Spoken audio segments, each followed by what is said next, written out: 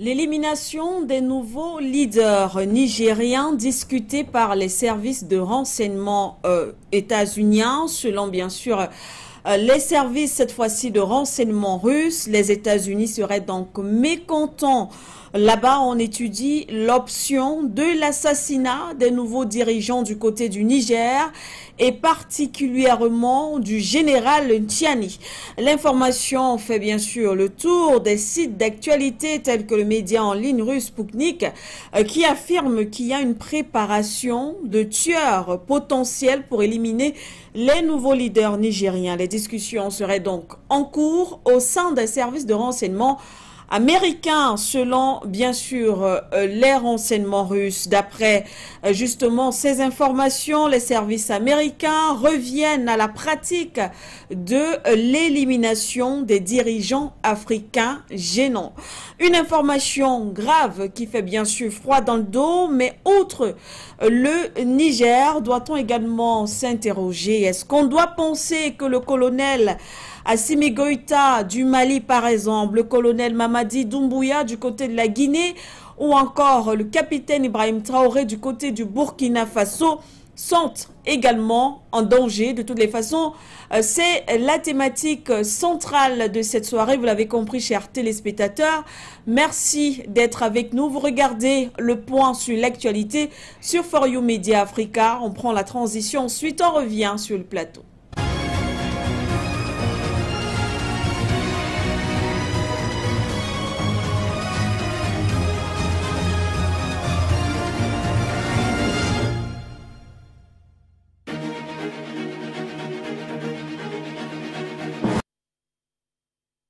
Voilà donc, bonsoir une fois de plus, mesdames et messieurs, toujours un plaisir de vous retrouver tous les soirs dans le cadre de ce programme, votre rendez-vous panafricain. On rappelle que vous pouvez également nous suivre à travers nos différentes plateformes Facebook, YouTube, mais aussi votre application For You Media Africa, sans oublier la 96.3 FM. Pour bien sûr For You Radio. Vous suivez cette du côté de Cameroun, bien sûr, cette émission, le point sur l'actualité. Les invités sont déjà à mes côtés pour en parler, pour analyser cette actualité. Je commence par vous, Abdoulaziz Konaté. Vous êtes avec nous ce soir, leader de la société civile. Bonsoir. Bonsoir, Madame Siké. Bonsoir, panélistes. Bonsoir à la Galaxie panafricaine. C'est toujours un plaisir d'être avec vous pour décortiquer l'actualité africaine. Merci de l'amitié. Merci à vous, Abdoulaziz Konaté, patient parfait d'homme, l'autre invité sur ce plateau. Bonsoir, bienvenue, patient parfait. Bonsoir à la Grande Royale Manuela Sikendoumbe. Bonsoir. Bonsoir à mon cher ami Abdoulaziz Konaté. Bonsoir à nos millions de téléspectateurs. Bonsoir à nos techniciens. Bonsoir à toutes celles et ceux qui œuvrent ardemment nuit et jour, souvent dans un travail de fourmi qui ne dit pas son nom, pour l'avènement d'un nouveau monde, d'un monde fait de liberté et de justice, mais surtout un monde où enfin les peuples souverains auront leur mot à dire, sans que ça ne pose un problème, ni les cris d'orfraie, ni les tentatives d'intimidation ici et là. Merci pour cette invitation. C'est nous qui vous remercions, et bien sûr, puisqu'on parle de ces peuples, ces panafricanistes, c'est d'ailleurs cela d'abord d'ailleurs trait à l'actualité de ce soir. On l'a dit depuis quelques heures, cette information qui circule, bien sûr, on annonce le recrutement, si on peut le dire ainsi, de potentiels tueurs. Le mot est très bien choisi. Cette utilisé par les services de renseignement russes. On parle d'élimination physique.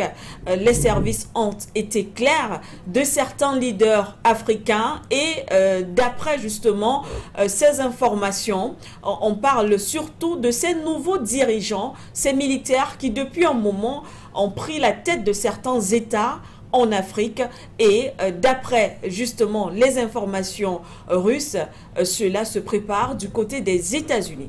De toutes les façons, on analyse. On va d'abord commencer par le cas nigérien parce que c'est celui-là qui a été cité, même si après on va élargir notre analyse aux autres pays qui sont plus ou moins, qui vivent plus ou moins la même situation que le Niger. Abdelaziz Konaté, alors on va commencer avec vous sur cette actualité. On se demande quand même pourquoi est-ce que les États-Unis aujourd'hui, qui sont clairement indexés dans ce rapport selon les renseignements russes, on voudrait aux nouveaux dirigeants nigériens? Tout d'abord, Madame Siké, je souhaiterais vous porter l'observation qui voudrait que dans la configuration actuelle du Niger, oui, et même de la situation géopolitique mondiale, nous sommes là en première ligne de ce qui s'appelle une guerre de communication. Tout à fait. Il ne faut jamais oublier que l'aspect communicationnel, oui, aujourd'hui, où on le voit du côté du Nord, où il y a véritablement deux factions qui s'opposent, c'est-à-dire les États-Unis et la Russie. Oui. Et donc, c'est un peu une sorte de conflit blitz qui se déporte du côté du continent africain, où on observe sensiblement les mêmes donnes, au travers desquelles les différents protagonistes qui appartiendraient à un ou l'autre camp ou un autre, effectivement, sont dans ce qu'on appelle des échanges communicationnels d'un autre genre, d'une violence d'un autre genre. Oui. Maintenant, il faudra aussi relever quand même le fait que si ces informations sont fondées, parce que pour le moment, c'est vrai qu'elles viennent de Sputnik, mais ce n'est pas des informations, ça n'a pas été commenté. Qui cite clairement les services de renseignement russes. Bon, oui. Sputnik, c'est aussi un média de la partie russe. Ce n'est pas une déclaration du gouvernement russe, mais c'est la déclaration d'un média qu'il ne faut pas prendre bien évidemment à la légère, qu'il faut prendre en considération, mais il ne faudrait pas forcément aussi, il faudrait, quand on est dans l'analyse de ce qui se passe sur le terrain, attendre quand même ou être prudent pour voir quelle sera la réaction bien évidemment du partenaire qu'est le gouvernement de la Russie. Mais en l'état, il faut bien pouvoir noter le fait quand même que si ces informations-là ont déjà été portées à l'attention justement du gouvernement en place, des autorités en place du côté du Niger, c'est bien parce qu'il y a un travail sur le terrain qui se fait justement aussi par les agents de la Russie. De la Russie, oui. Et donc, il faudrait dire que s'il y aurait de telles actions qui sont en préparation, très certainement aussi, il y a des actions de contre qui sont certainement en train d'être déployées et donc forcément la communication, l'état communicationnel ne se met pas directement sur les masses médias pour pouvoir les dévoiler. Oui. Parce qu'à partir du moment où on vous révèle une information, cela veut dire qu'il y a très certainement des mesures en interne qui relèvent du secret d'État qui ont été prises pour justement contrer ce type de menaces. Oui. Il faut aussi dire que cela passe bien évidemment aussi par la diffusion au travers justement des masses médias, parce que cela relève bien évidemment d'un outil de pression pour pouvoir justement contraindre la partie adverse à pouvoir effectivement soit ralentir, soit déjouer, soit alors revoir ses stratégies, si tant est-il qu'elles sont bien évidemment confirmées. Oui. Quand on a dit cela, on ne peut pas manquer le fait de souligner aussi très certainement le fait, si cela s'avérerait être vrai, le fait que le revirement de situation qu'on peut observer justement du côté de la partie américaine qui jusqu'ici avait été assez pondérée dans ses sorties, dans ses déclarations. Tout à fait. Vous avez même vu qu'elle est allée en contradiction justement de ce que voulait l'Élysée. Oui. On a même soupçonné à un moment que peut-être finalement les États-Unis étaient en train de faire un coup bis de l'Australie, justement ce qui s'est passé du côté de l'Australie, encore une fois de plus au Niger, du fait justement des enjeux importants. Tout à fait. Et donc on ne serait pas surpris effectivement que si cette information tendait à se confirmer par un communiqué officiel du gouvernement russe, cela sous-tendrait que tout simplement ce à quoi nous avons appelé les autorités du Niger enfin, et cela devrait davantage vous portez du crédit à votre média, parce que c'est au travers de votre média que nous avons attiré l'attention justement du gouvernement nigérien. Tout à fait. De leur faire savoir le fait que mobiliser les populations autour des bases et des ambassades en est une chose, mais il fallait beaucoup plus appuyer sur les points qui font mal. Les points qui font mal, ce sont les aspects économiques. Parce que tous ces partenaires-là refusent plus ou moins, en tout cas ce qu'on observe jusqu'ici, de quitter le Niger ou de ne pas pouvoir répondre favorablement aux demandes des autorités nigériennes, simplement du fait des intérêts économiques. Parce qu'il y a quand même là-bas du minerai bon marché, très bon marché, en tout cas ça l'était jusqu'ici, et des ressources dans leur globalité, très bon marché jusqu'ici, qui justement permettait à ce que, indépendamment des aspects géostratégiques que représente ce pays, il y avait quand même la matière à pouvoir effectivement se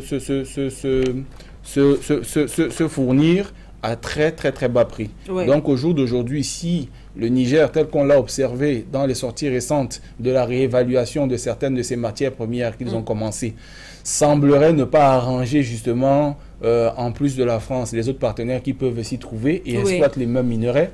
On peut donc comprendre ce revirement de situation, parce qu'en réalité, quand vous voyez généralement des pays comme les États-Unis s'opposer à une décision, à une faction ou à un État, c'est que leurs intérêts sont menacés.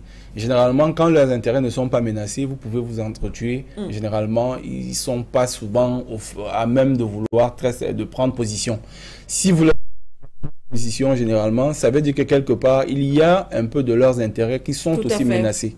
Ce qui nous ramènerait donc à la situation première, qui était celle que nous avions évoquée ici lors de nos différents passages, de convoquer bien évidemment l'État du Niger à pouvoir s'appesantir sur les points qui font mal et y apporter des réformes directes.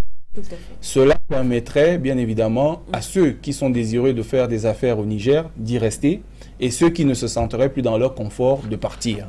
On peut donc aussi comprendre ou expliquer, ou c'est un début d'explication bien évidemment, qui pourrait se donner aussi au travers de cette posture que serait en train d'opter les États-Unis, si tant est-il que cela venait à se confirmer. Voici les différents aspects, ma foi, pour ce premier jet, qui pourraient plus ou moins justifier une posture comme celle-là concernant le cas des autorités en place du Niger. Il, ma foi, semblerait que cela puisse beaucoup plus relever des difficultés économiques, ou alors des points qui seraient au même de pouvoir toucher les intérêts des États-Unis, notamment sur les ressources, les matières premières, qui pourraient leur faire monter d'un cran concernant bien évidemment les menaces qui sont portées contre ces dirigeants-là. Merci à vous, Abdoulaziz Konaté. Nous reviendrons effectivement sur quelques récits ou paragraphes, bien sûr, qui ont été annoncés ou alors qui ont été relayés justement par ce média russe. Patient Parfendom, nous connaissons l'histoire de mercenaires en Afrique.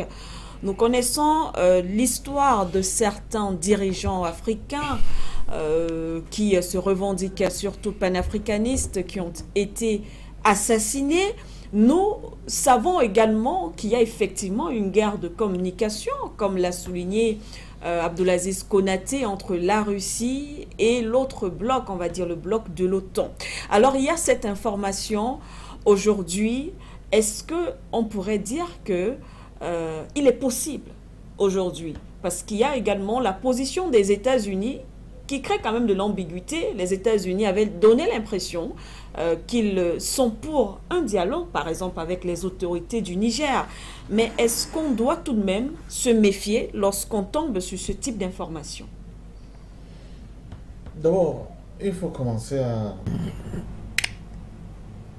à revenir sur ce que j'appelle les fondamentaux de cette nouvelle odyssée, de ce nouveau combat pour la libération de notre continent.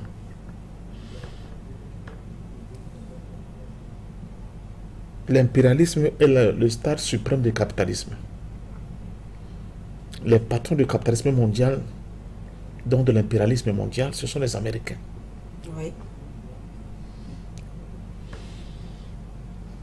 L'Afrique ne peut se sortir des griffes impérialistes que si elle la doctrine les éléments, les codes que l'impérialisme mondial impose à notre continent. Oui. Et par une doctrine, le tout n'est pas de dire on libère. Ce n'est pas la France en tant que tel le problème de l'Afrique.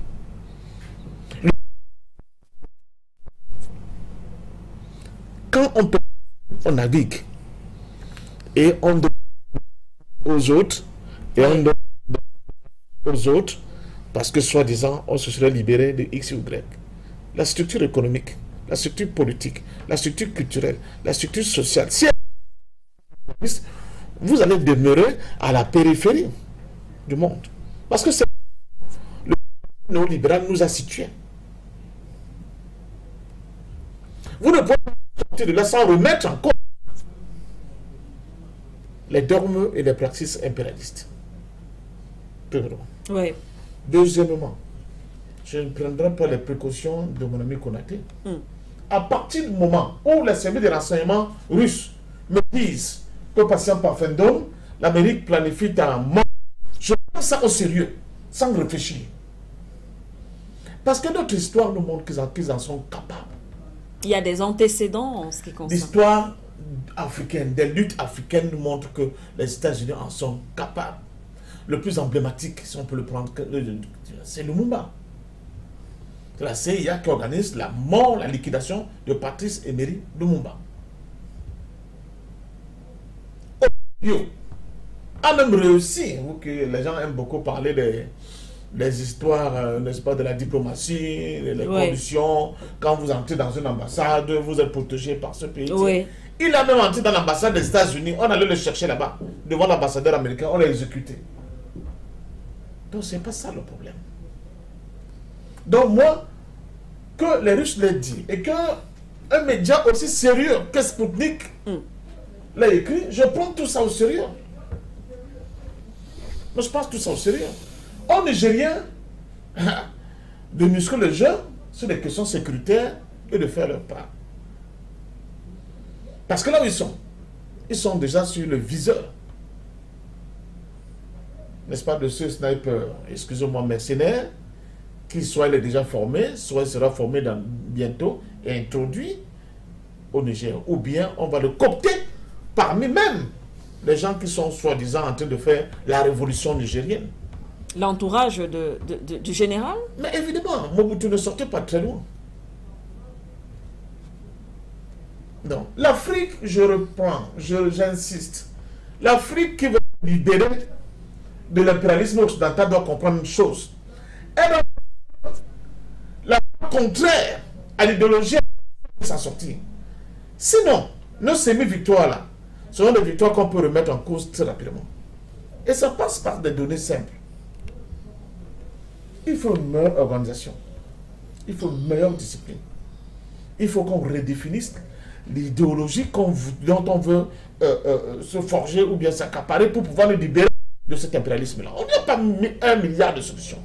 On l'a vu jusqu'à un passé récent, quand nos pays ne pouvaient pas dire non à la France. Pourquoi? Parce qu'il y avait des données simples.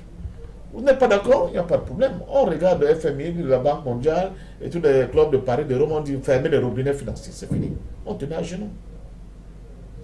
C'est maintenant qu'on commence à avoir la possibilité de nous adresser à plusieurs acteurs sur le plan de la finance internationale, qu'on commence à sortir la tête de l'eau. Mais ce n'est pas suffisant. Ce n'est pas suffisant. Sankara est mort comment? Thomas Sankara est mort comment? Le jour où l'impérialisme occidental avait pensé qu'ils en avaient marre, ils se sont arrangés avec, au fait, avec la France, ils l'ont liquidé. Par qui? Par quelqu'un avec qui il dormait pratiquement sur le même lit. C'est ça là. Maintenant, on commence à mettre le doigt sur des problématiques qui fâchent pour notre continent. Le tout n'est pas de dire on est dans la rue, on a chassé les Français, ils sont partis, mais il y a des mécanismes, des mécaniques qu'il faut mettre en place pour, un, s'assurer qu'on ne va plus vivre des Sankara ni de Lumumba. Deux, pour être sûr qu'on sera enfin capable d'organiser notre capacité à nourrir tous les gens qui sont au front et qui se battent dans notre peuple en général, Oui. sans oublier les médias comme les vôtres. Parce que tout à l'heure, Konaté l'a dit, que vous avez pété le premier média à en parler. Ça semble anodin. Mais l'une des batailles qu'il ne faut jamais perdre dans une confrontation comme celle-là, c'est la bataille médiatique, évidemment. Oh, la bataille médiatique ne peut pas se limiter à dire au petit compte rendu du fait qu'il y avait 10 000 manifestants aujourd'hui. C'est pas ça.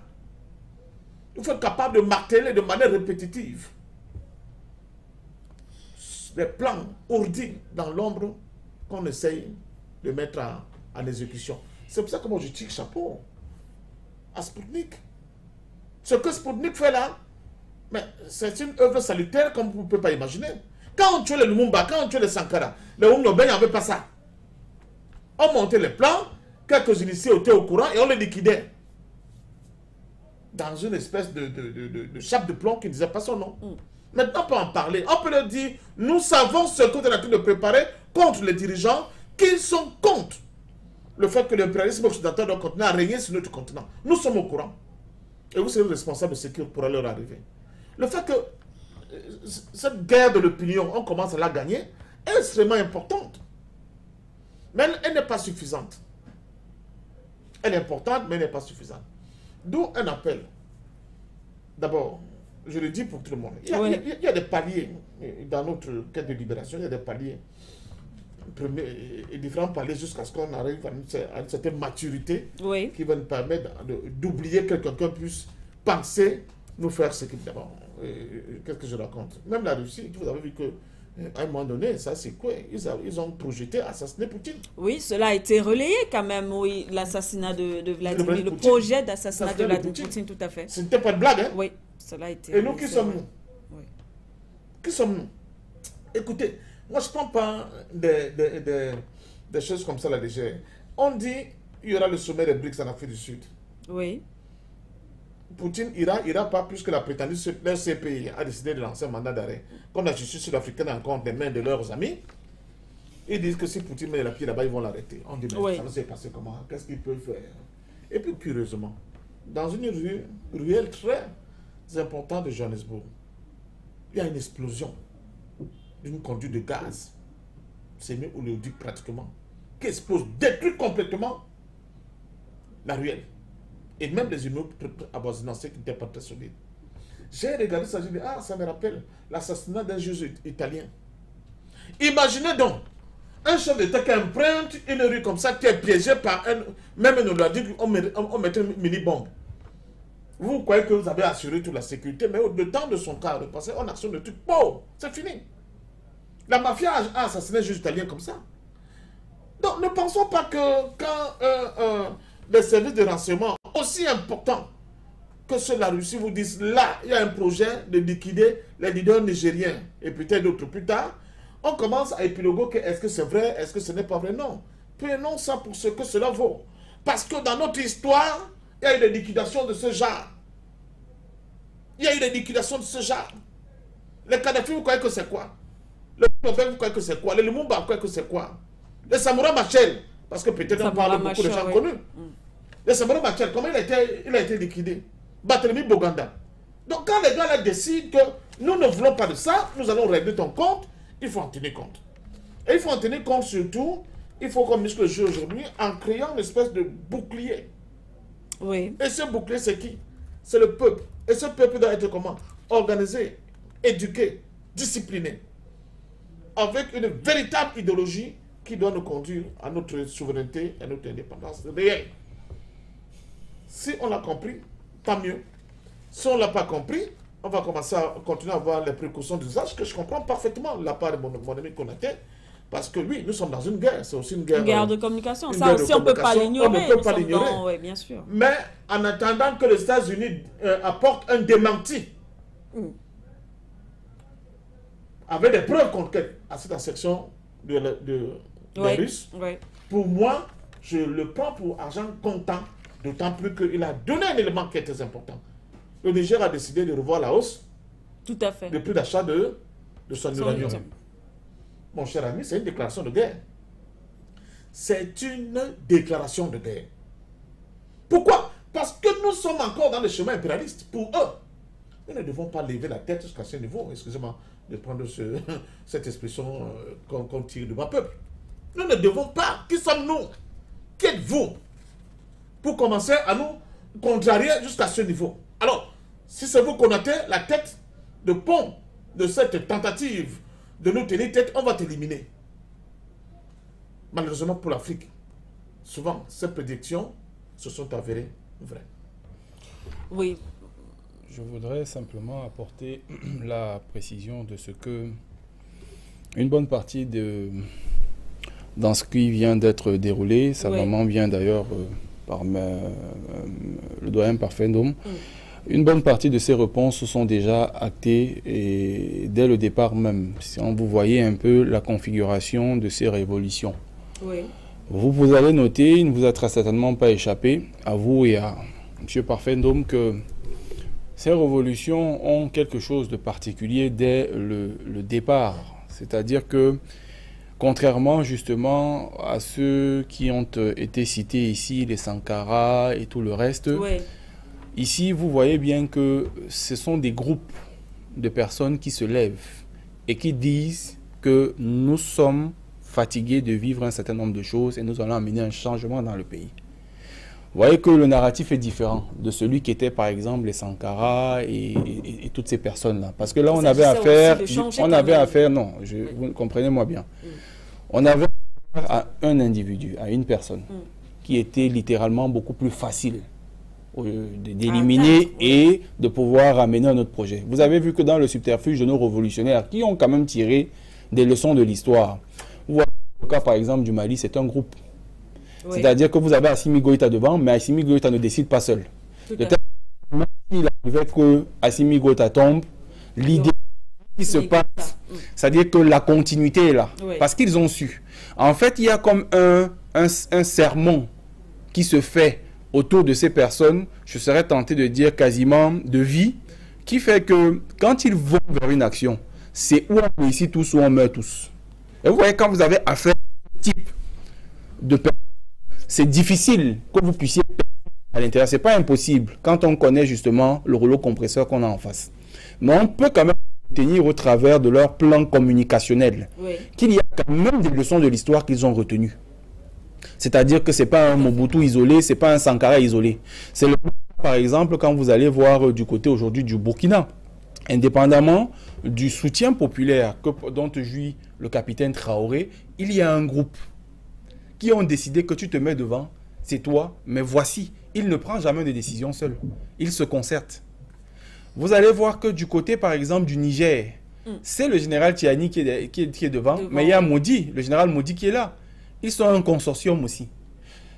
Ils sont au courant. C'est pour ça que j'ai dit que nous ne devons pas négliger, parce que jusqu'ici, les informations que nous recevons, tant qu'elles ne font pas l'objet d'un communiqué, encore que le dit communiqué d'État ne fait pas forcément source de foi, quand vous savez qui sont les États-Unis, quand vous savez qui sont généralement ces blocs-là. Mais vous savez que ce type d'information, généralement, ça ne se fait pas souvent sous forme de communiqué.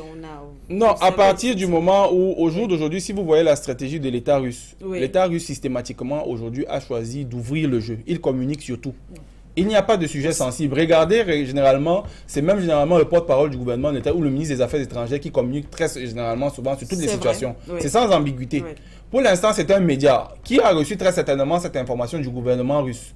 Mais une fois de plus, même si on serait dans le scénario où le gouvernement russe et le gouvernement américain venaient à dire et dédire cette information, cela reste que c'est une source non négligeable qui est en train d'être exploitée très certainement, pas au travers des masses médias, mais dont un certain nombre de dispositions, rassurez-vous, sont déjà prises en interne. Parce qu'il y a quand même des instructeurs russes qui sont sur le terrain.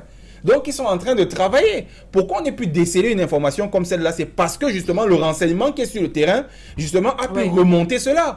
Donc, dites-vous que aussi en interne, il y a un certain nombre de redéploiements techniques qui se font, qui ne sont pas forcément à votre portée ou à la mienne. Tout à fait. Il faut aussi dire une chose, Madame Siké, c'est que on aime souvent à l'oublier, mais vous pouvez effectivement vous attaquer de façon solitaire comme ça à un individu, mais difficilement quand vous avez une idéologie qui est portée par des personnes, il est difficile de percer ce bloc-là parce que ça vient vers vous comme un iceberg. Ouais. Vous savez, un iceberg, vous voyez sa tête, mais vous ne connaissez pas la profondeur ni l'ampleur de ce qui se cache en dessous. Et il faut voir que au jour d'aujourd'hui, au travers de ces différentes stratégies que nous observons, que ce soit du côté, parce que je ne prendrai pas la Guinée, pour moi la Guinée c'est un mauvais exemple. Pour moi la Guinée, pour moi, c'est pas du tout convaincant pour le moment. Je prendrai toujours le Mali, je prendrai le Burkina, je prendrai le Niger. Vous allez voir que il y a une stratégie bien organisée, savamment bien organisée, au travers justement de ces révolutionnaires-là qui essayent, ou qui, je ne serais même pas tenté de dire essayer, ils ont réussi à faire, n'est-ce pas, la symbiose armée-nation. C'est-à-dire qu'ils sont aujourd'hui, ils savent les premiers que la population ne pourra leur porter l'assentiment dont ils ont besoin que si effectivement ils continuent d'ouvrir le jeu comme ils sont en train de le faire. C'est leur première ligne de défense.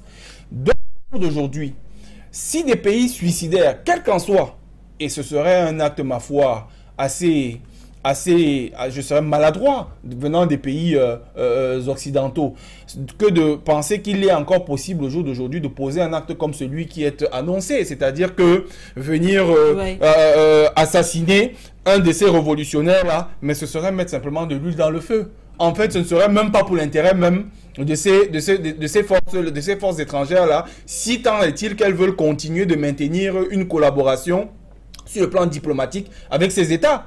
Parce que quand il n'y a rien de pire que vous ayez déjà une population qui est vent debout et que vous ayez un groupe de personnes qui sont portées par ces populations-là et que même si ce n'était pas du fait de votre initiative, qu'il arrivait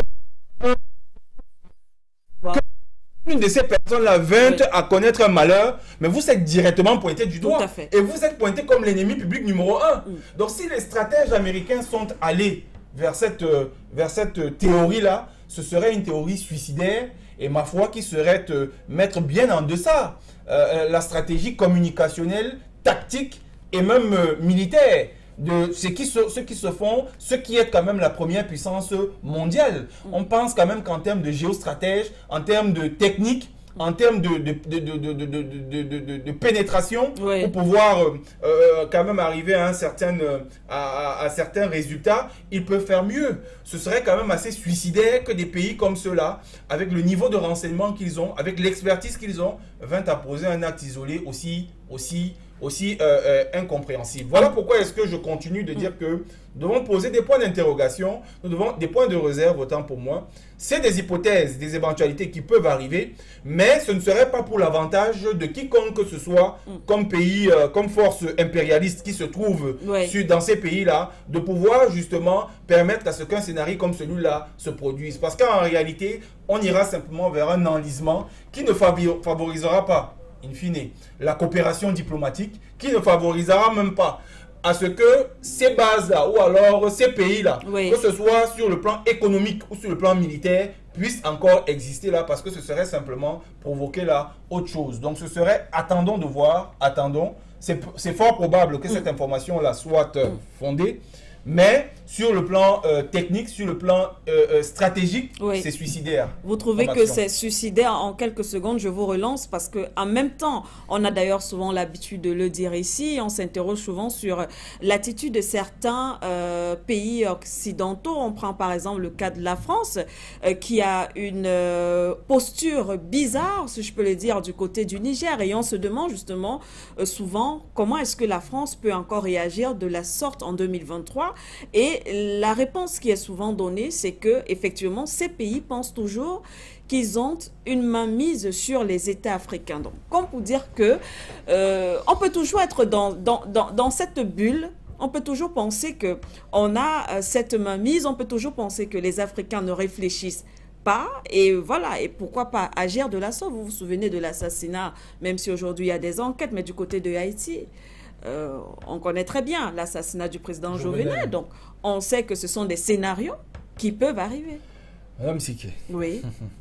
Le doyen Parfait vous a dit tout à l'heure que les données d'hier ne sont pas les mêmes qu'aujourd'hui. Oui. Ne serait-ce que sur le plan communicationnel. Il y a un magnifique instrument aujourd'hui qui est à la portée de tous les Africains. C'est cet outil-ci, le téléphone. Bien sûr. Et c'est bien évidemment les différents moyens de communication qui existent. le contexte, le terrain de bataille, le champ de bataille n'est du tout pas le même qu'il y a 30 ou 40 ans ou 50 ou 60 ans. Ouais. Vous savez, il faut se dire quand même qu'en face, pour un système qui a pu perdurer quand même 2-3 siècles, voire un peu plus de 5-6 siècles, ils ont quand même de la matière derrière, c'est-à-dire qu'ils ne l'ont pas fait au hasard et que ça produit des résultats que nous observons. Nous continuons de dire, et je continue de le marteler ici depuis un moment, chaque fois que je passe dans votre télé. Oui. Ce que vous voyez aujourd'hui du côté de l'Élysée, relève beaucoup plus des effets d'annonce, des incantations et du bluff que de la réalité. Si aujourd'hui, il y avait un citoyen français qui est touché, la France va répondre avec vigueur, et patati et patata. C'est du bluff, c'est des incantations, ça reste simplement c'est vraiment des effets d'annonce.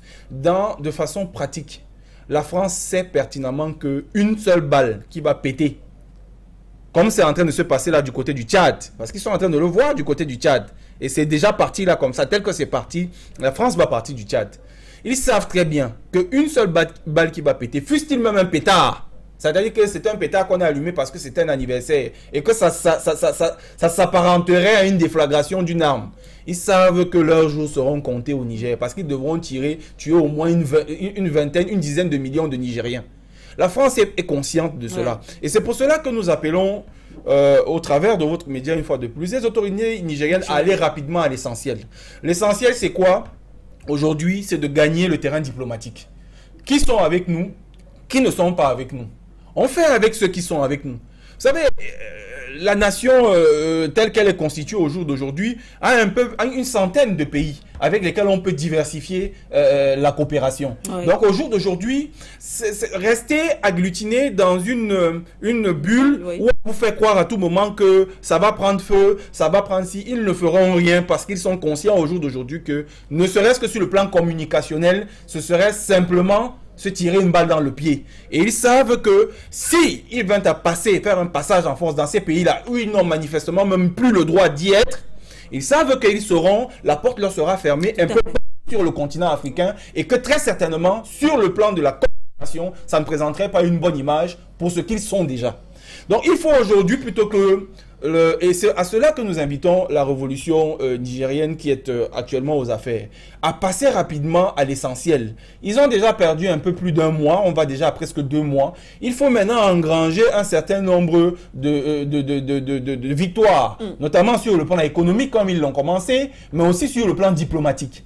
Il faut déjà qu'au travers du Premier ministre, qu'il commence déjà à aller visiter des pays comme la Chine et autres, qu'il reçoive déjà les représentations diplomatiques, comme ils ont commencé à le faire, qui sont encore en place au Niger et qui veulent continuer de faire des affaires avec le Niger. Oui. On ne va pas rester s'embrigader dans quelque chose qui n'existe pas. Oui. La France, au jour d'aujourd'hui, s'il faut aller même sur le plan militaire, au jour d'aujourd'hui, parce que quand vous avez, c'est ça l'avantage de diversifier aujourd'hui vos partenariats bilatéraux. C'est que vous avez aujourd'hui des partenaires qui peuvent vous apporter des appuis de diverses formes. Au jour d'aujourd'hui, même la puissance de feu de la France, s'il faut qu'on parle de cette puissance de feu, ben, elle aura de quoi, elle aura quand même du répondant sur le terrain. Je veux dire que ce n'est pas la France de 1960 ou qui est arrivée en Côte d'Ivoire avec des chars, pilonner le char et aller sortir le président du bunker. Là, de ce côté-là, avec le Mali aujourd'hui qui est en train de s'armer sérieusement. Je ne compte pas la Guinée parce que je porte encore des réserves. Avec l'Algérie qui est en train de regarder cette situation avec beaucoup d'attention, avec le Burkina, mais je peux vous dire que la France va quand même baver s'il arrivait qu'elle se jette d'aventure dans un process fou comme celui-là. Donc vous voyez que on est là dans des effets d'annonce et il faut que les révolutionnaires du Niger passent à l'essentiel. L'essentiel, c'est pouvoir évidemment se pencher, comme ils sont en train de le faire, sur des réformes. C'est de très rapidement même passer. Et c'est ce qu'on attend et on ne sait même pas pourquoi ce n'est même pas encore fait. La prestation de serment du général Tchiani. Parce que là, maintenant, on est en train de se demander, et c'est là où, et il faut faire attention sur, justement, vous savez, ce qu'on appelle le jeu du temps. Le jeu du temps, il a ceci de particulier que vous pouvez arriver, vous avez amené un certain nombre de choses, les gens y croient, mais si vous commencez à vous inscrire dans la durée et que ça commence à devenir latent, à ce moment-là, ça peut se retourner contre vous.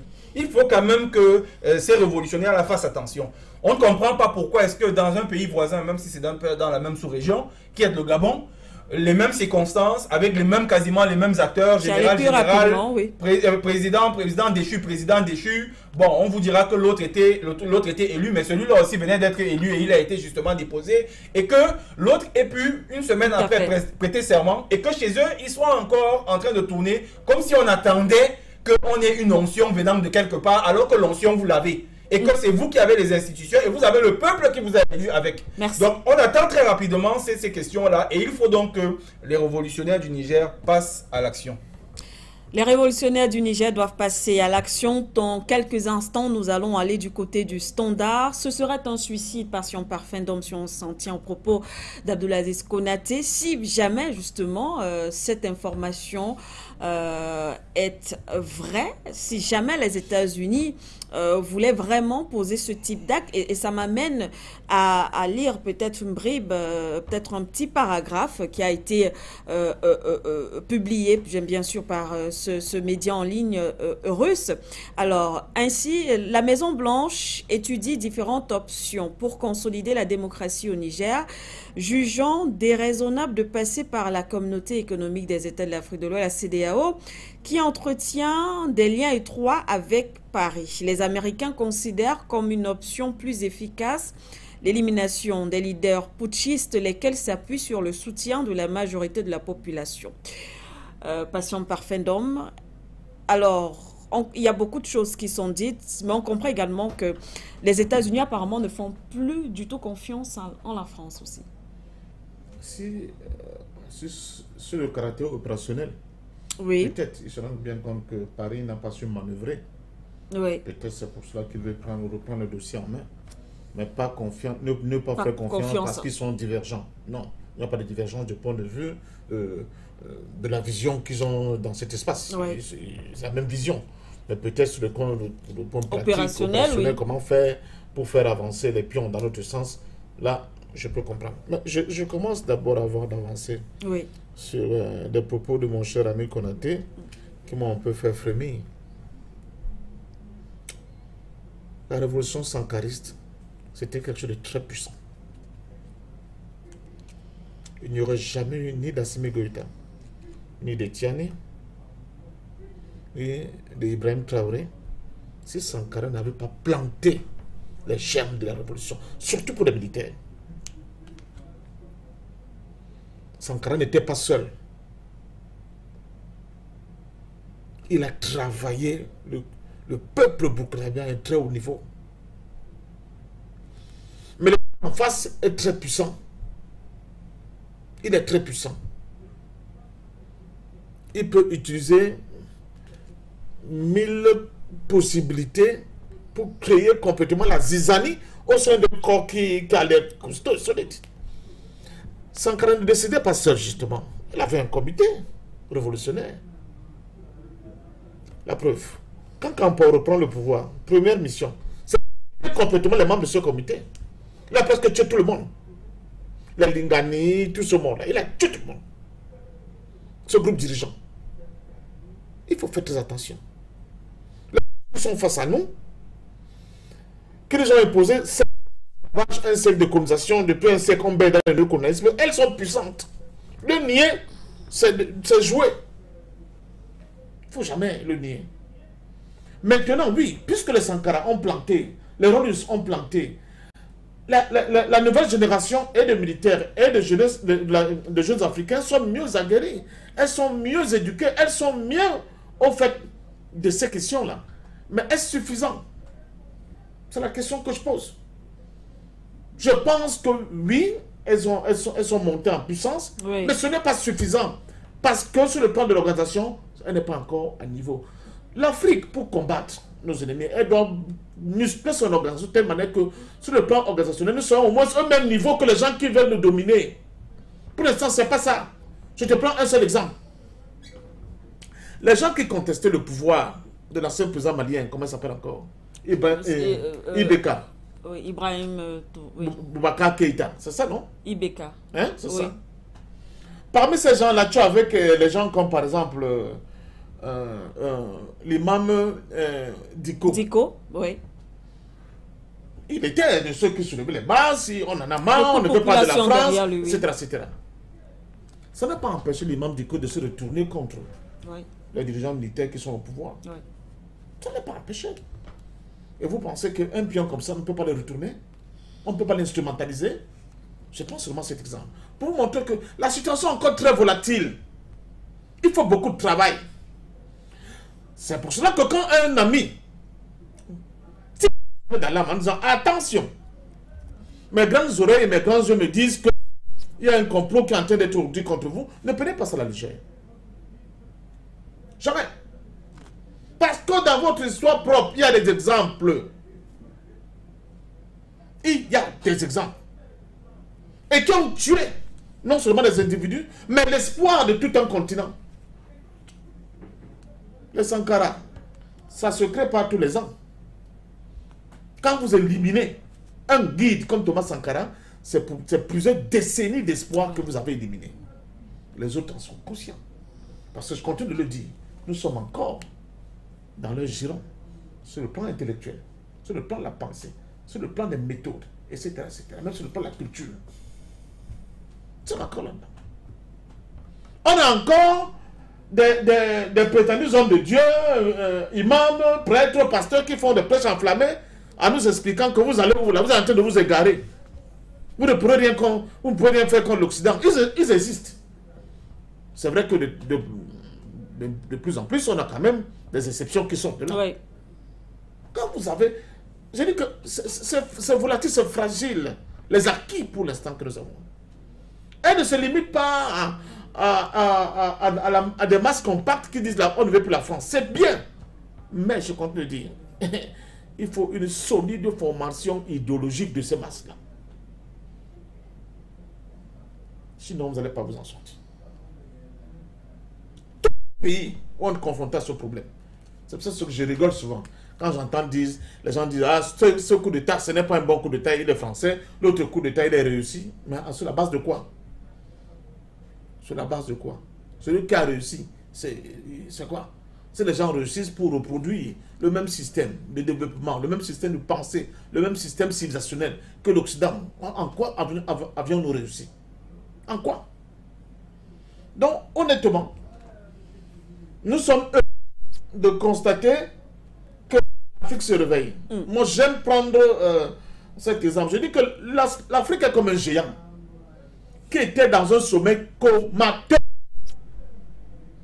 Sous les coups de butoir incessants de ce que vous faites là, ce que nous faisons depuis près d'une décennie, elle a commencé à se réveiller. Elle est même là, pour le cas de l'Afrique de l'Ouest, on peut penser qu'elle se met légèrement debout. Mais elle titube encore. Parce que le jour où elle va vraiment se mettre debout, comme me disent, nous sommes à Dedo, mes frères Douala, na cible, ça va être autre chose. Ça va être autre chose. Cela signifie beaucoup de choses. Signifie que vous êtes maître. Vous avez votre souveraineté à la fois politique, culturelle, idéologique, économique, sociétale, civilisationnelle. Vous avez toute cette souveraineté-là. Là, les gens ne vont plus s'amuser avec vous n'importe comment. Donc, j'invite, d'ailleurs, je profite de l'occasion, j'invite la jeunesse africaine qui est souvent aux avant-postes de cette lutte ou bien qui participe à ce combat, de faire l'effort de lire souvent et les œuvres et l'histoire même de nos icônes dont nous chantons les noms ici tous les jours, pour qu'ils comprennent les chemins qu'ils ont à parcourir, les écueils qu'ils ont eu à faire face. Et comment ils ont soit échoué, soit réussi, soit été trahis, etc., etc. Ça va davantage nous donner les mesures drastiques qu'il y a à prendre pour éviter de retomber dans les mêmes pièges. Mais surtout, avoir un discours qui éduque, qui sensibilise, qui donne de la portée pour que tous les jeunes qui rentrent dans cette bataille ne se disent pas que c'est gagné. sur votre plateau, on avait des contradictions comme ça avec un de nos jeunes, je crois, de Burkina. Oui. Quelques temps après, le même gouvernement d'Ibrahim Traoré était obligé d'accepter qu'il aille en prison. Tout à fait. Vous vous souvenez? Oui, bien sûr, on se souvient. Donc, je continue de dire que c'est une bonne chose, le niveau que nous avons atteint. Mais nous devons encore davantage aller plus loin. Muscler le jeu. Ce n'est pas encore suffisant. C'est même loin d'être suffisant. Et que si les États-Unis posent un acte comme ça, c'est une catastrophe pour eux. Ils rigolent. Ils vont revenir à la charge. C'est pourquoi ils puissent nous maintenir dans les fourches codines de leur escarcelle. Il faut tuer 10 000 Assimi Goïta. Ils vont pas rejeter, ils vont le faire. Si nous n'avons pas encore musclé le jeu au niveau où, justement, au lieu de penser même qu'on puisse tuer, qu'on arrive à la situation où parler même d'assassiner l'un de l'autre soit une véritable blague. Moi, je voudrais quand même savoir... Oui, allez-y, avant d'aller au standard. Je voudrais poser une question. Est-ce que il y a 50, il y a même 40 ans, peut-être même 30 ans, est-ce qu'il était possible pour un chef d'Africain de dire non à l'Élysée ou aux États-Unis? Non. Vous étiez un ancien, vous qui êtes un ancien. Non, pour ceux qui étaient dans leur camp. Est-ce qu'il était possible, ma question est claire, est-ce qu'il était possible pour un chef d'État africain, il y a même 40 ans, d'avoir même le choix de penser quand la France ou les États-Unis prenaient une décision nous concernant? Oui, ça dépendait de quel camp. Est-ce que c'était possible? Oui, ça dépendait de quel camp. Et quand même ils prenaient position, qu'est-ce qui leur arrivait? On leur coupait la tête? Pas tous. Lesquels ont résisté? Mais il y a beaucoup qui ont résisté. Lesquels? Tout le monde n'était pas dans le giron impérialiste. J'en viens là pour vous dire simplement une chose. Oui. Tout ce que vous êtes en train de décrire, effectivement, vous avez bien fait de le relever. C'est que le camp d'en face, ils ont pris quand même un peu plus de 5-6 siècles pour pouvoir implémenter tout ce que nous vivons. Tous ces sévices, toutes ces tortures morales, historiques et tout le reste que nous vivons. Ben vous souffrirez quand même de comprendre aussi une chose, c'est qu'au jour d'aujourd'hui, et c'est un combat qui se fait, effectivement, je vous rejoins dans ce sens-là, de façon progressive. Vous ferez bien de noter au jour d'aujourd'hui que la libération de la parole est déjà le début de la victoire que nous avons pu engranger. Elle est certes minime, mais aujourd'hui elle existe. C'est-à-dire que vous avez des chefs d'État qui choisissent de vous dire que je diversifie mes partenaires avec lesquels je travaille pour développer mon pays. Ça, vous ne pouviez pas le faire il y a 30 ou 40 ans. C'est des réalités qu'il faut dire. Parmi lesquelles le président de ce pays, le Cameroun, qui sont les précurseurs dans cette dynamique-là, et bien d'autres présidents, qui aujourd'hui traitent avec la Chine, peuvent traiter avec la Russie, peuvent traiter avec l'Inde. Je vous rappelle encore qu'il n'y a pas longtemps, le président Ahidjo, ici, quand il revenait souvent de ceux qui ont été un peu dans le secret de ses confidences, et qu'il vous racontait comment ça se passait avec des personnes comme De Gaulle, ce n'était pas du tout amusant. Ce n'était pas comme si on lui demandait, quand on lui disait certaines choses. C'était à la limite si on n'était pas en train de lui dicter comment ça devait se passer.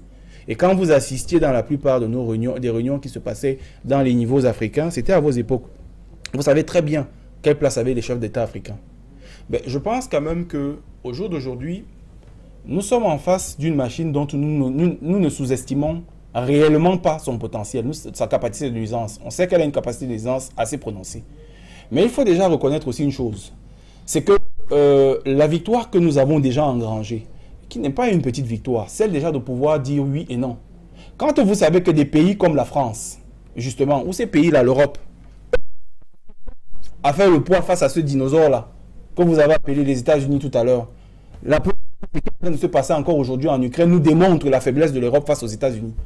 Pensez-vous qu'un pays, nous pays africains, qui sommes sous l'Europe, parce que pour nous, la plupart des Européens ont encore pour référence, ne représentent rien devant les États-Unis, qui, quand de se coucher, elles se couchent. Pensez-vous que nous, les Africains, nous avons véritablement aujourd'hui la possibilité de pouvoir nous inscrire à un certain piédestal? La réalité est que non.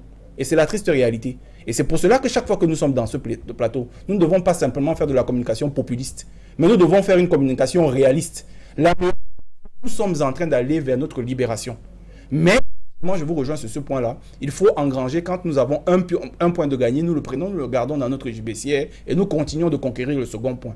On ne se laisse simplement sur des discours émotifs pour dire qu'on va arriver. Il y a aujourd'hui que justement vous avez bien fait de noter. Des pères fondateurs comme les Sangara ont commencé il y a de cela près de 50-60 ans. Et que nous sommes en train de continuer, que nous ne verrons pas, mais que nos enfants vont continuer pour arriver très certainement à ce à quoi nous aspirons. Parce que c'est déjà parti, la dynamique est déjà là. De toutes les façons, c'est inéluctable aujourd'hui avec les éléments nouveaux, comme je l'ai cité tantôt tout à l'heure, les médias, les espaces communicationnels et autres. C'est une nouvelle ère qui apporte un plus à ce combat que nos pères fondateurs ont mené. Oui. Ça, c'est ce qu'il ne faut pas qu'on perde de vue. Aujourd'hui, la première bataille, et ma sortirait par là parce que vous avez des gens standards.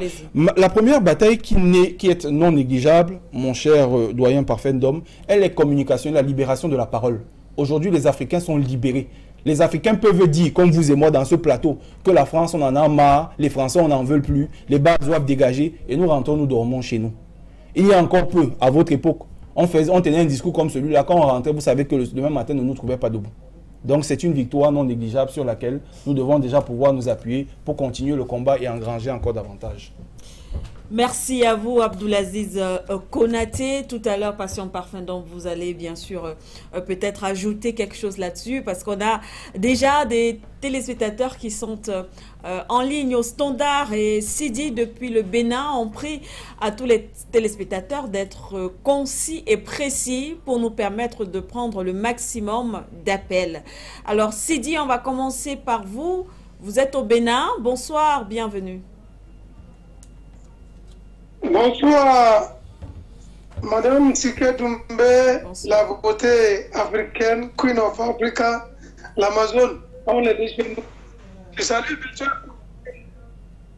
Non, je salue particulièrement ma langue maternelle, le bariba africain. Je dis Tayoka à mon sergent, patient parfum d'homme, que j'aime beaucoup. Parce qu'il a su la sagesse là, sur ce plateau.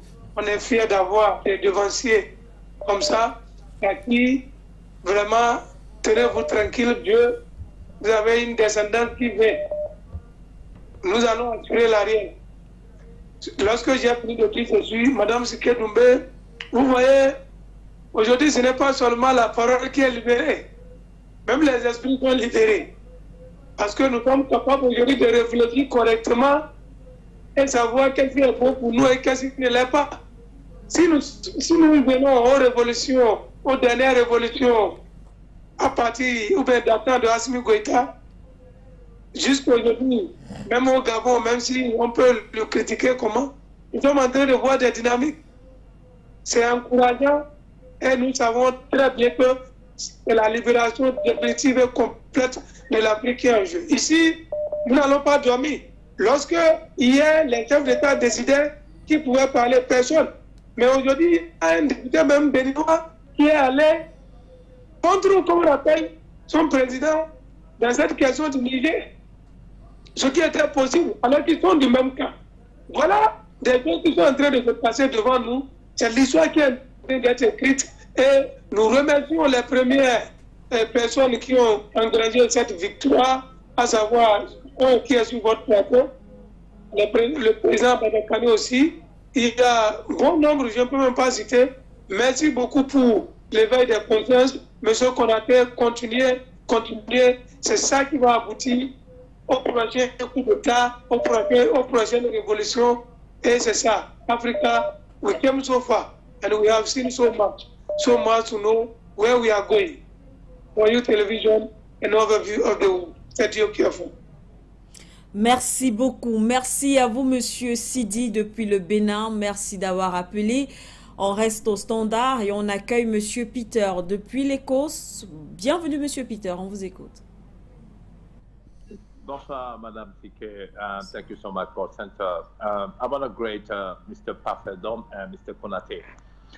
Je veux dire quelque chose de très important parce que depuis ce matin, on m'avait signalé que les Américains cherchent à faire un autre coup d'État. Et vous savez pourquoi? Depuis la décision, il y a eu un sommet là concernant le climat en Afrique où ils ont dit qu'il faut passer vraiment à l'énergie renouvelable, etc. Et ils ont pu avoir des informations du Niger concernant des exploitations de lithium, parce qu'il y a le lithium au Niger, vous comprenez? Il y a le lithium et puis le hélium. Donc, du coup, ils ont pu avoir, grâce à leur infiltration, les informations concernant la présence américaine au Niger. et que le Niger va décider de faire partie de l'armée américaine. Et la transmission a été faite à la Maison-Blanche.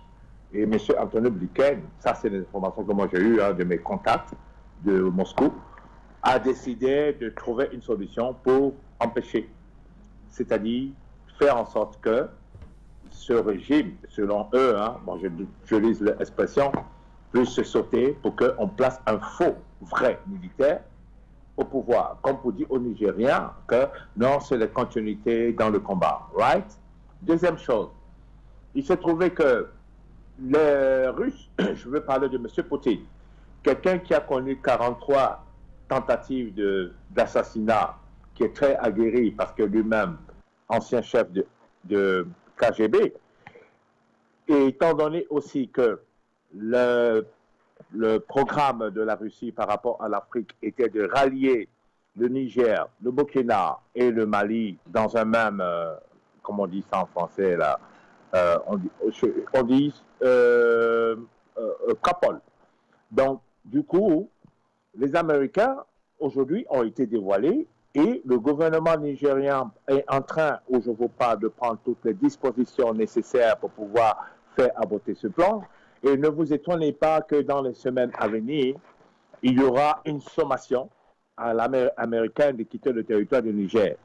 Parce que, effectivement, le coup était prévu pour le vendredi qui devait arriver, le jour de mosquée. Vous comprenez? Donc, c'est quelque chose de très délicat. Si je vais aborder le troisième sujet avant de vous quitter, c'est que le Niger a décidé que les compagnies internationales qui viennent pour exploiter non seulement les autres minéraux, que ce soit l'hélium, l'uranium, etc., doivent devoir transformer ces produits en produits semi-finis avant de les exporter.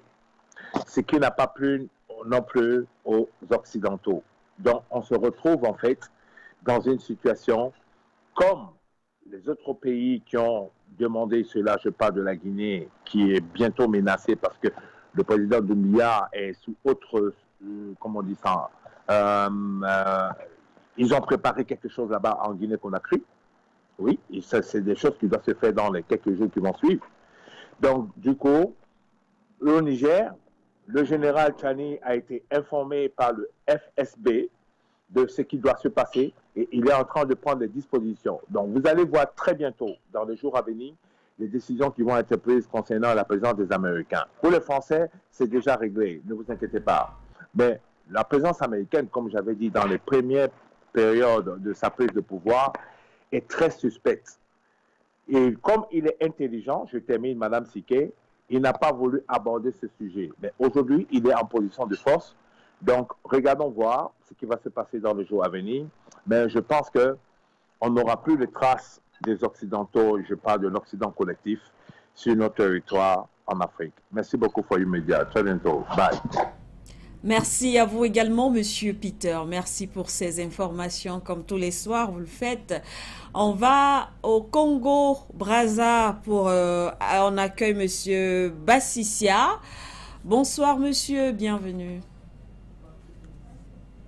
Oui, bonsoir, madame Siké. Bonsoir aux techniciens et bonsoir aux panélistes. Oui, j'appelle le Pointe-Noire. Oui, vous savez, madame Siké, les Français, ils savent plus sur quel sens se vouer.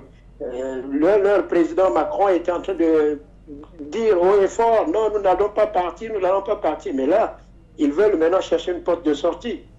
C'est pour cela qu'il faut qu'ils changent leur politique en Afrique. S'ils ne changent pas leur politique, ben, ils vont se retrouver à la traite.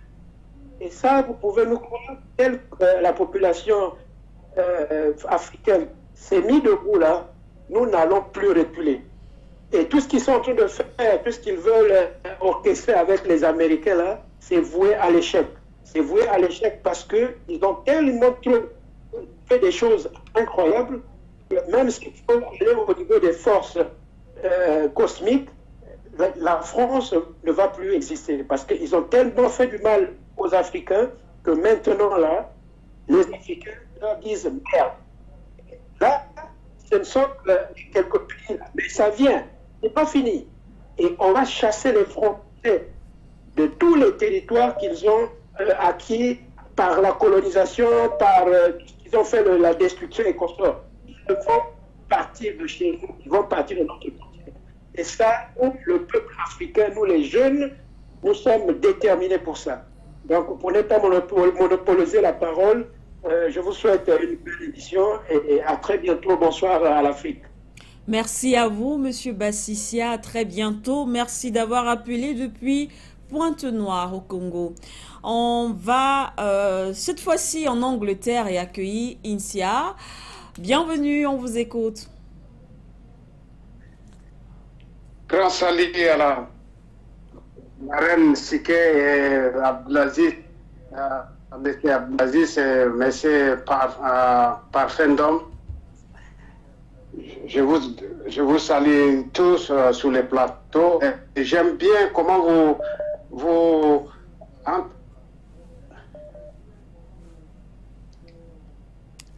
Allô? Vous m'entendez? Très bien, monsieur. Oui. Allez-y. Oh, ok. Donc, comme je disais, je salue M. Abdelaziz et M. Parfendom. C'est bien quand vous avez tiré des conclusions entre vous pour notre problème de l'Afrique, là, c'est bien. Parce que votre discussion que vous avez fait, il y a beaucoup de conclusions dedans, c'est très bien. Et Madame, ce que vous avez dit, quelque chose tout à l'heure qui m'a beaucoup... mais le temps me manque. Pour l'Afrique, pour la France, qui vous disiez, la France ne fait pas partie de l'Afrique, la France prend l'Africaine toujours comme l'air chose. Vous savez, moi j'ai appris, parce que depuis longtemps, ils ont dit précaré, mais je disais, mais précaré, comment ça se finit? Ça signifie précaré, toujours je ne savais pas.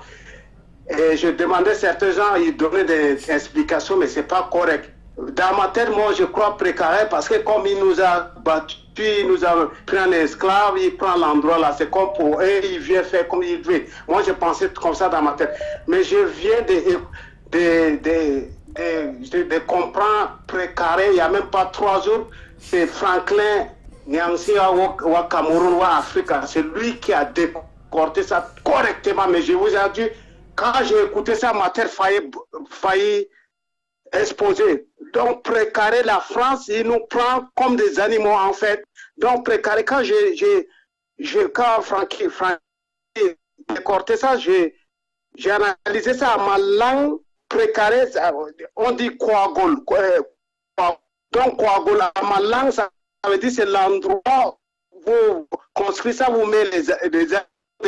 Donc ça veut dire être préparé. Nous, on est des animaux en fait. En Afrique, là, ils nous prennent comme des animaux. C'est pour cela qu'ils ont les mépris comme ça, ces gens-là. Parce que le mot précaré, là, moi, je ne vais plus écouter ça. Il ne faut personne parler de ces précarés là. Qui vous a dit l'Africain, les Africains vous appartiennent, les Français?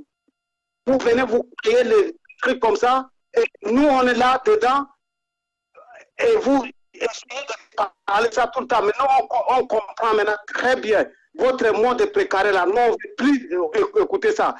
Et il y a un frère qui appelle des Congo qui dit qu'il faut que la France change son façon de traiter avec les Africains. Nous, on n'a pas besoin d'indépendance vassale qu'il nous a donné là. Vous croyez qu'ils vont changer? Ils ont changé ça tout le temps, non? Ils changeaient, ils sortaient par la porte, ils revenaient par la fenêtre. Nous, on veut pas une chose, quoi que ce soit, on veut qu'il parte. On veut parce que c'est ces gens-là, en collaboration avec un second cadavre sous les lits. Merci à vous, Monsieur Intia. Malheureusement, il faut qu'on aille au pas de course. On va quand même sortir avec Gallo Seli depuis le Cameroun. Bonsoir, bienvenue. Oui, bonsoir, Madame Siké Doumbé. Bonsoir à vos invités et bonsoir à tous les téléspectateurs de For You. Madame Siké Doumbé, toute la discussion, l'empoignade qu'on a vue sur le plateau, pas d'un principe de fond. Ce principe de fond, c'est de dire, nous les Africains, nous ne sommes rien. Nous sommes même pratiquement traités comme des animaux. Et c'est une, c'est une inégalité qui est entretenue par des manières, par 1001 manières, je ne sais pas comment dire ça. Mais comment pouvons-nous en 2023, accepter que les gens peuvent s'asseoir quelque part dans un bureau et décider qu'ils vont nous tuer. Il faut démystifier cela. Et c'est ça qui est installé dans nos têtes, dans la tête de nos enfants. Moi, j'ai étudié et c'est un complexe que tout le monde transporte, y compris ceux qui sont sur le plateau. Et j'ai dit comment pouvons-nous faire pour nous défaire de ce costume qu'on a posé sur nous. Il faut aller d'une manière généralisée, Madame Sikeng Doumbé. Je le dis en prenant l'exemple de ce que nous avons vu au Tchad. Voilà un médecin qui est supposé être un médecin dans un lieu d'hôpital. Vous allez vous soigner et vous en ressortez avec 2 balles dans la poitrine. Qu'est-ce que ça veut dire cela? Le Tchad est un pays pétrolier.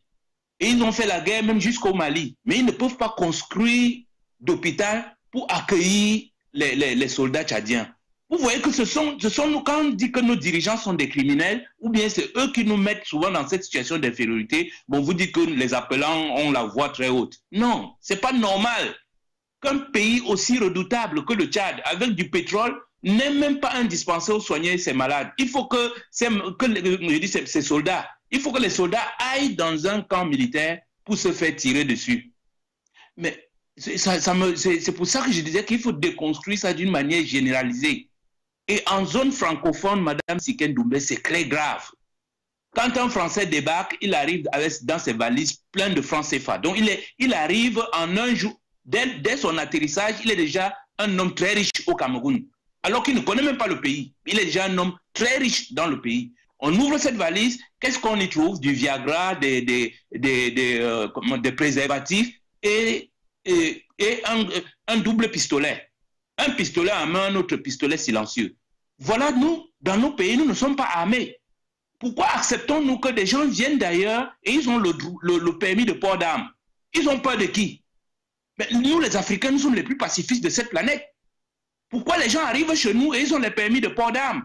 Ce sont tous ces éléments d'inégalité qu'il faut gommer, effacer totalement. Je dis, tous les gouvernements africains, surtout francophones là, ne doivent plus autoriser aux Français d'entrer dans nos pays avec les armes. S'ils n'aiment pas nos pays, qu'ils restent chez eux.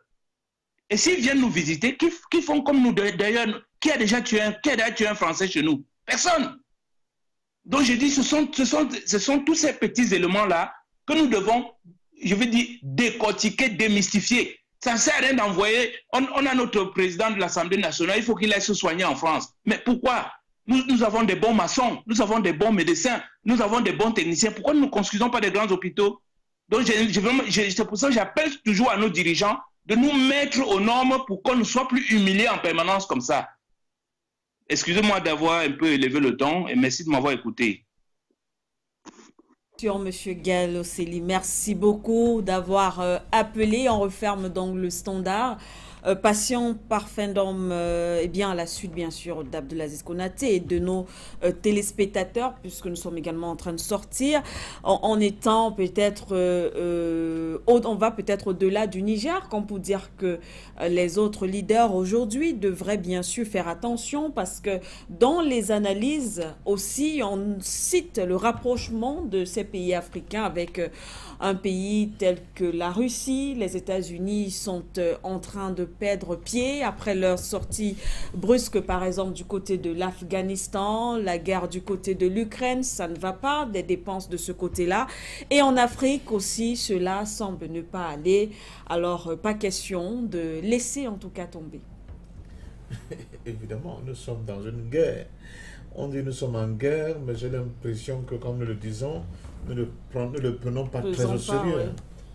Tout à l'heure, mon ami Konaté mettait en avant la question de l'efficacité de la parole libérée, oui, qui s'exprime à travers nos médias. Tout à fait. Je dis oui, c'est pas moi qui le dirais de toute façon, puisque je suis sur ce plateau plus d'une décennie. Oui.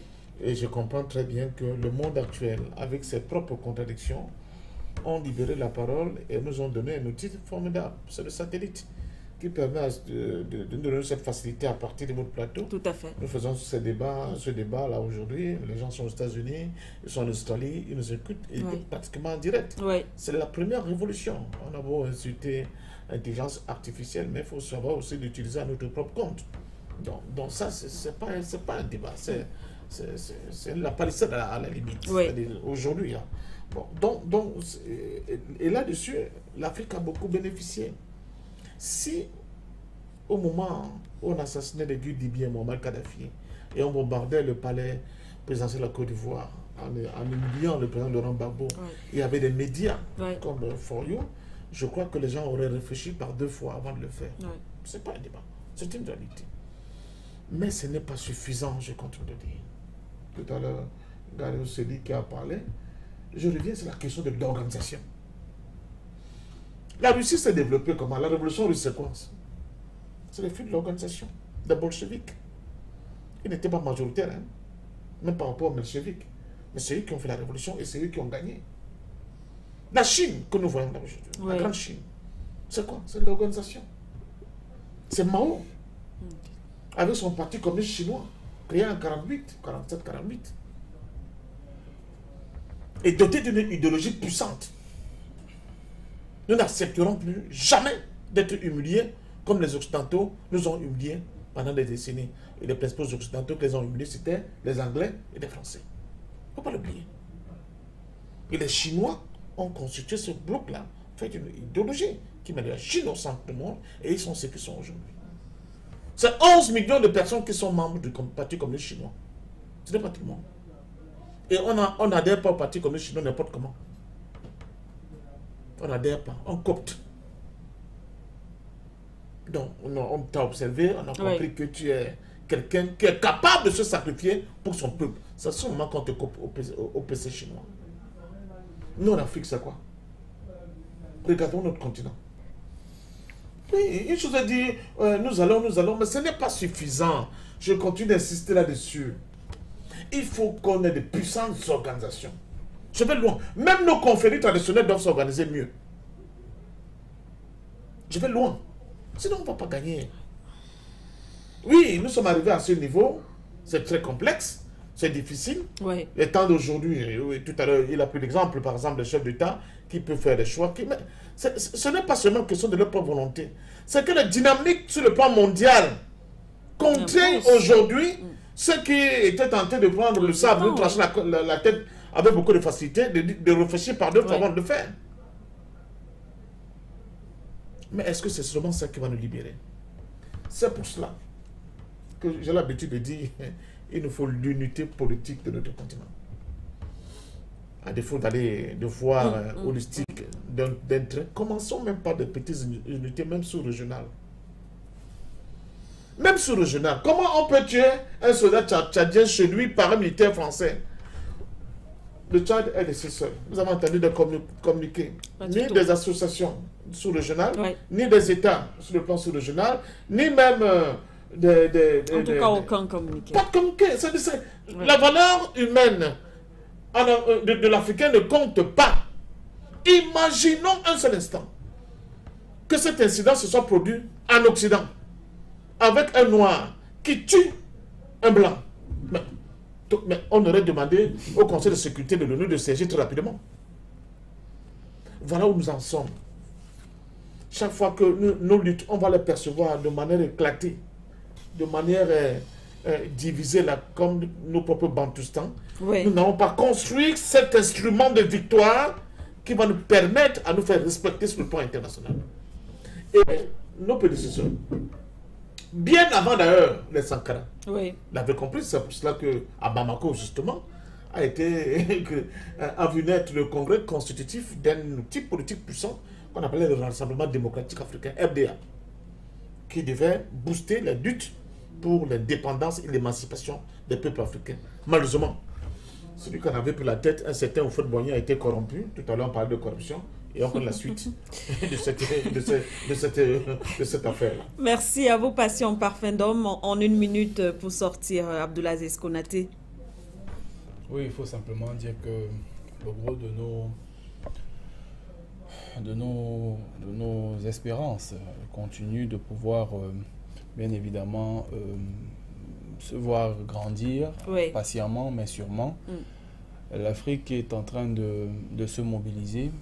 Il faut dire qu'aujourd'hui, la situation, je serais tenté de dire quasi naturelle, du développement démographique du continent est en faveur justement d'un certain nombre de concepts, notamment celui-là qui tente à vouloir s'émanciper au travers d'un certain discours et d'une reprise de certains acquis.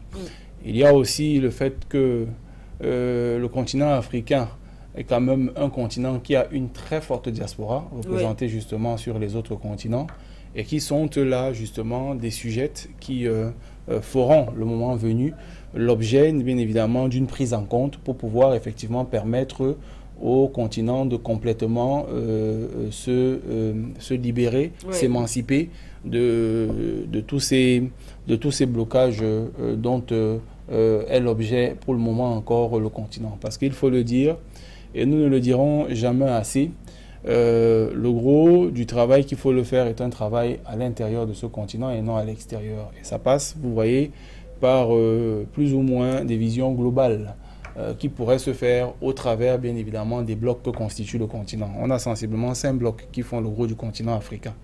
Si au jour d'aujourd'hui, il est possible de pouvoir commencer sérieusement, comme sont en train de le tenter le Burkina et le Mali, des projets de fédération sous-régionale, vous allez voir qu'on va commencer à devenir à quelque chose de beaucoup plus intéressant parce que des épiphénomènes comme ce que vient de citer le docteur, le doyen Parfendom, aux côtés du Tchad, sont des choses qui vont rapidement être régularisées dès qu'on peut constituer une masse critique. Mais tant que nous allons justement parler de façon, on est déjà revenu sur ce sujet aussi une fois sur votre plateau, tant que nous parlons de façon isolée, nous comptons très peu et malheureusement cela ne pèse pas. Mais dès que nous allons constituer, si vous prenez le cas par exemple, ne serait-ce que de l'Afrique centrale, quand vous pouvez avoir une fédération de l'Afrique centrale où vous avez un marché d'un peu plus de 200 millions d'habitants, de 150 millions d'habitants, à ce moment-là, vous commencez déjà à devenir un poids, une masse critique et vous pouvez à ce moment-là poser. Donc, les victoires sont là, elles sont encore timides, mais déjà, elles ne sont pas non négligeables. Il faut les prendre en considération. Ce que nous avons déjà acquis, la libération de la parole, la possibilité aujourd'hui de pouvoir choisir avec qui nous travaillons et nous ne travaillons pas, et bien évidemment la capacité aujourd'hui de pouvoir choisir qui nous accueillons chez nous ou pas, en sont là véritablement des indices que nous ne pouvons pas, des victoires que nous ne devons pas négliger quand on voit combien il est difficile encore pour les pays africains aujourd'hui de pouvoir s'affirmer. Le Niger en est un cas patent de ce qui se passe du côté de l'Occident. Merci à vous Abdoulaziz Konaté, merci à Passion Parfendom, merci aux téléspectateurs. Nous n'avons pas malheureusement eu le temps de lire tous vos messages, mais nous les avons reçus et certainement ils seront exploités. Merci à l'équipe technique pour la réalisation de cette émission. C'est donc la fin. Merci une fois de plus de nous avoir suivis.